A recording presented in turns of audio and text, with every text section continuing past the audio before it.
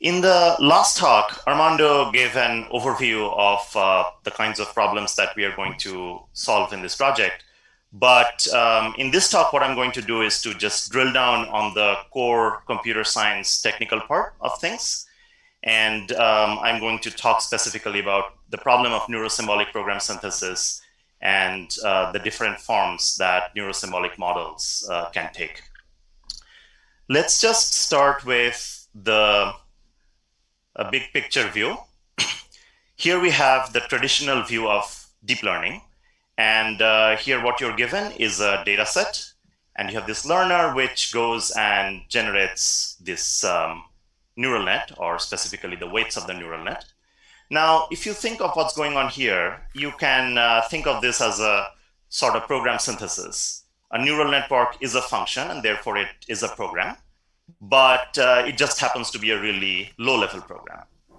Now, what we are hoping to do over here is to introduce some high-level abstractions into this picture. So specifically, our programs, rather than just being a monolithic low-level neural net, we are going to have a mix of symbolic code and neural modules.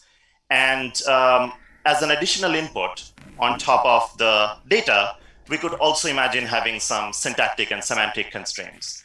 And when we are trying to solve the optimization problem of learning a program, we can actually do this optimization modulo the constraint. That's the objective over here.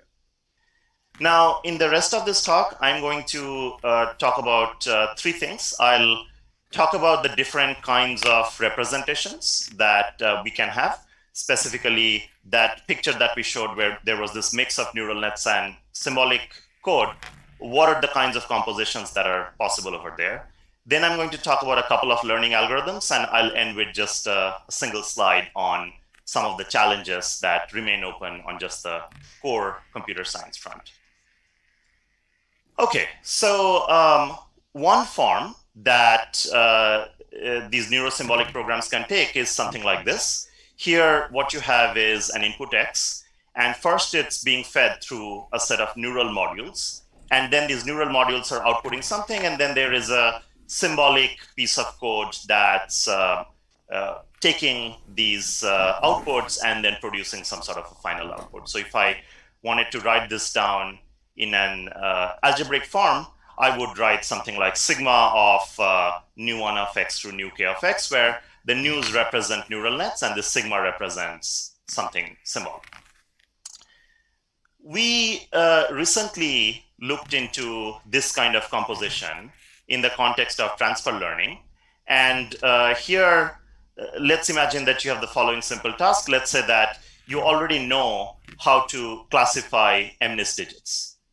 But now let's suppose that you want to do this more complex task where you have a mix of perception and algorithmic reasoning. So specifically, let's say that given a picture like what you see on the right-hand side, you want to automatically generate the sum of all of those digits that appear in that list.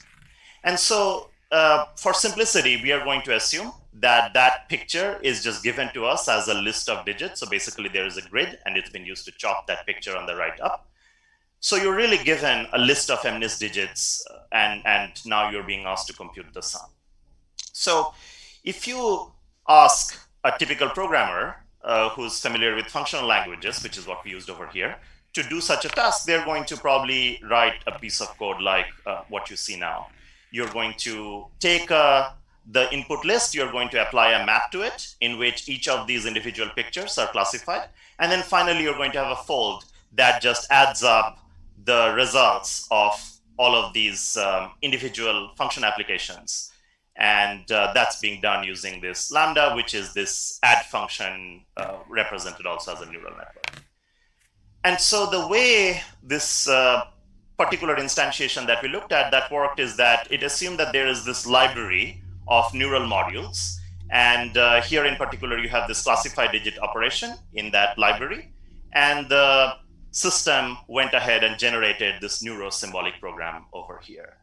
And so what we were able to show is that this sort of an approach does help with transfer, because you're really exploiting the modularity of the underlying programming language to use knowledge that was learned in a previous setting in a completely new context where a lot of other skills are called for as well. And so here what you see is a graph where on the x-axis you have training data set for the new task, which is the summing of digits. And on the y-axis you have error. So what you would want to see if, in case there has been a lot of transfer, is that the error drops very quickly. And that's what ends up happening over here when you're using this neurosymbolic approach as opposed to a purely neural approach, which is captured by some of the other lines up there. Okay, another kind of composition that I'll talk about is this. Here you have a symbolic module and a neural module that are being algebraically composed. One way to think about it is that you are still doing deep learning. However, you're using the symbolic program as a regularizer. And it's, of course, extremely common to use regularization in machine learning. But now what we are saying is that this regularizer is actually going to be a program that captures some human insights about a problem domain. And so we used this idea recently in a couple of papers. This was in the reinforcement learning setting where you're trying to learn a policy for an agent that is interacting with the environment. Now, in deep reinforcement learning, which is the dominant approach in this area at this point, you have a neural representation of policies. Now, what we used instead was this hybrid representation where you have an algebraic composition of a neural net and a classical controller.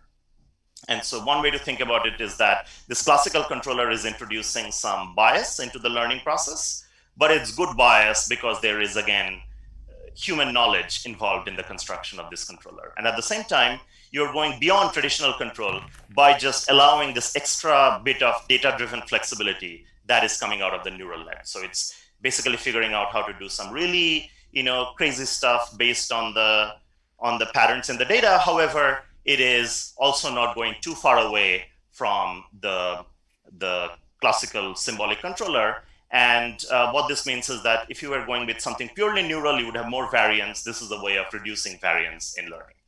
And so here you see evidence of that.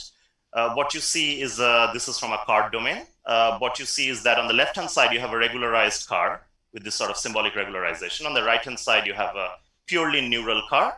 And what you see is that the training, it's much more stable. The car is on the left is behaving much more safely earlier on in the training. But yet, by the time training ends, your performance isn't really all that different. So you're not taking a huge performance hit, it turns out. Okay, so I'm just going to show you a few other forms.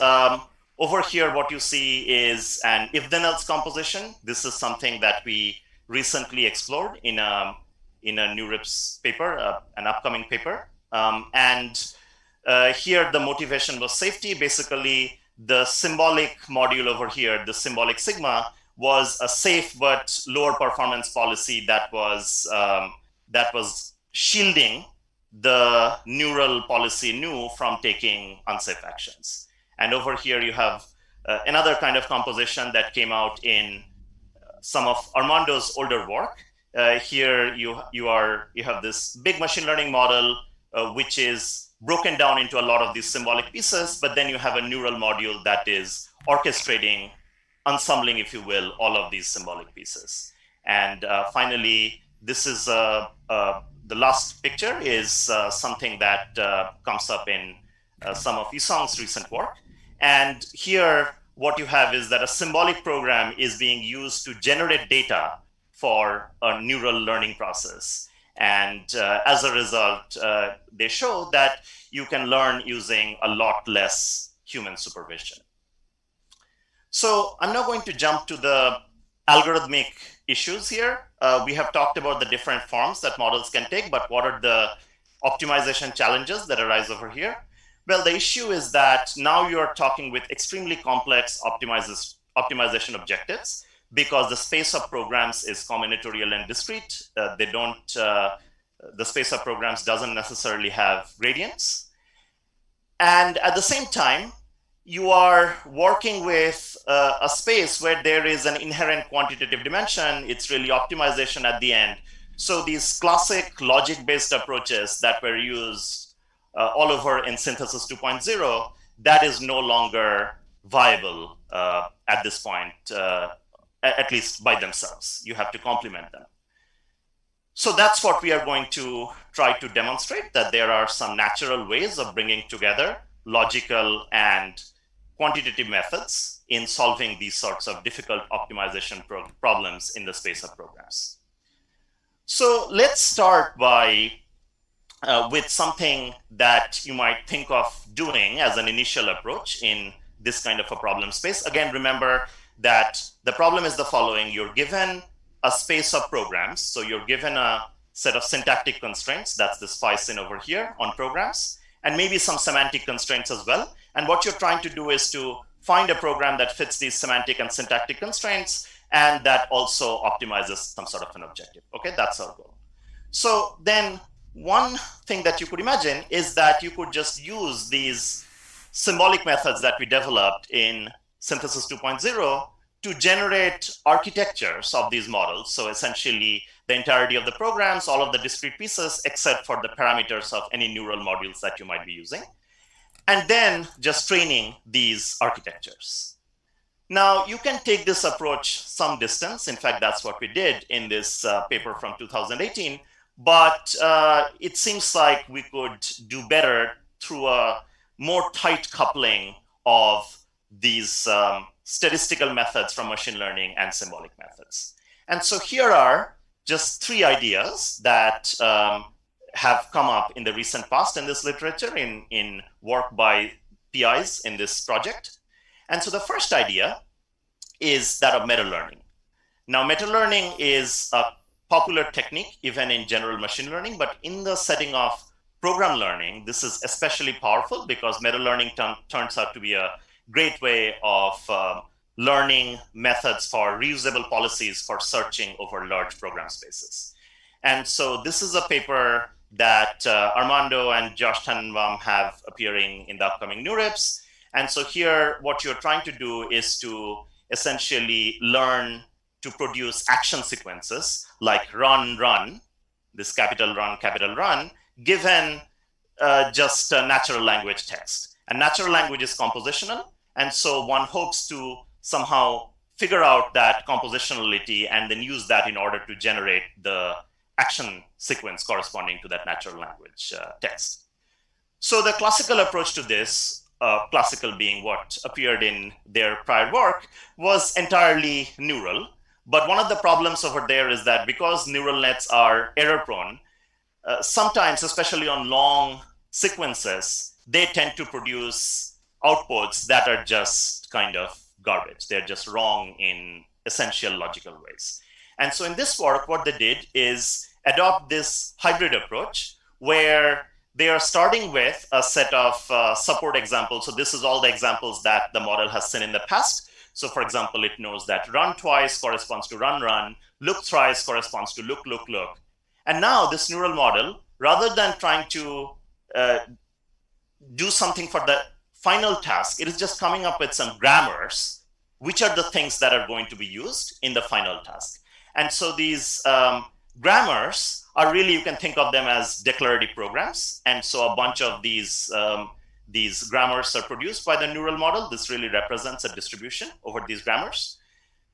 Now, the good thing about having this sort of an explicit symbolic program is that now you can check using rigorous programming language semantics whether or not these grammars are actually consistent with the examples that you have seen so far.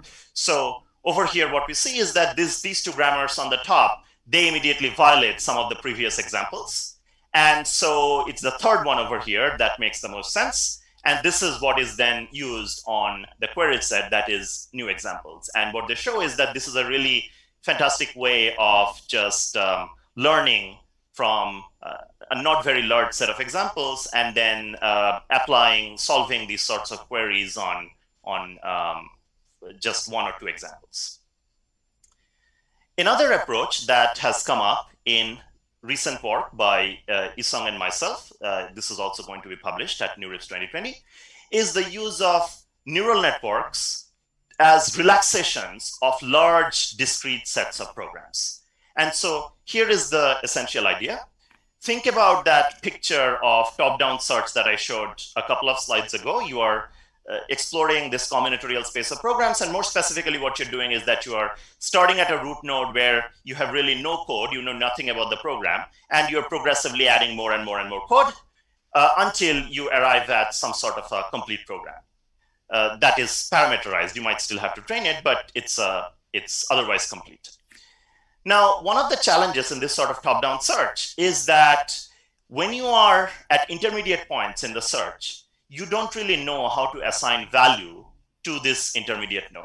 There are many possible ways in which that incomplete program could be completed. So here, if you look at this shaded node, there is this G star over there, this G star, which is an unknown program, and that can be completed in many possible ways, right? And it's a massive discrete set. So how do I assign value to that intermediate node? How do I know if it's good or bad? So what we propose to do is that you take that partial program and you replace that whole with a neural network whose weights really serve as approximations of the entire space of discrete completions that are possible for that incomplete program, okay? And then you learn, you optimize that neural network in context, and then what you do is that you use this resulting loss as a heuristic. So essentially, if by replacing that whole with a neural network, you were able to get a really good loss, that means that there exists some way of completing this program, right, with a full-on function that's going to lead to low loss, and therefore that's good for us. Now, there is, of course, an approximation here, but it turns out that if you use this as a search heuristic, and if you plug this into one of these classic algorithms for admissible search, then, or for heuristic search, then it turns out that you get some guarantees. You actually get a guarantee that your neural network, because of the ability of neural networks to really approximate any function, this leads to an admissible heuristic, which leads to, again, an approximately optimal solution. And so what we found over here is that we were able to get pretty complex programs. So this is a program from a behavior classification problem where you're trying to classify the behavior of basketball trajectories. And we found these sorts of optimal programs much quicker than alternative approaches. So one last approach that I'll talk about is that of neural residuals. Now, if you go back to the program synthesis literature, the older program synthesis literature, there is a family of approaches where you're going top-down. There's also a family of approaches where you are starting with an initial program, and then you're progressively improving it by essentially tweaking that program a little bit.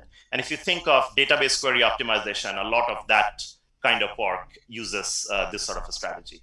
So we figured out a way of using neural networks in doing this. And so essentially what you do is that you start with an initial symbolic program sigma 1. Now you think about a perturbation applied to this sigma 1 in the form of a neural net. Okay, so this is going to be your nu2 plus sigma 1. This is an algebraic combination of a neural and a symbolic function. Okay, and now the good thing is that once you have this neural component, you can improve it using gradient descent in a data-driven way. So from nu2, you can go to nu3, and you are improving the neural piece of things. So the performance of your overall program is getting better and better. The neural component is basically pushing you towards your a more optimal program. And now what you do is that you project this back to the neural space, to the symbolic space. You take this red arrow, and then you go to the symbolic program sigma 2. Then again, you apply some neural pieces, you add a neural component, you apply some gradient updates, and then you again do a projection, and so on and so forth. So progressively, your symbolic programs are getting better by leveraging some of the gains obtained by the neural pieces through gradient descent. And this, it turns out, can be thought of as a sort of gradient mirror descent, which is a classic approach to constraint optimization.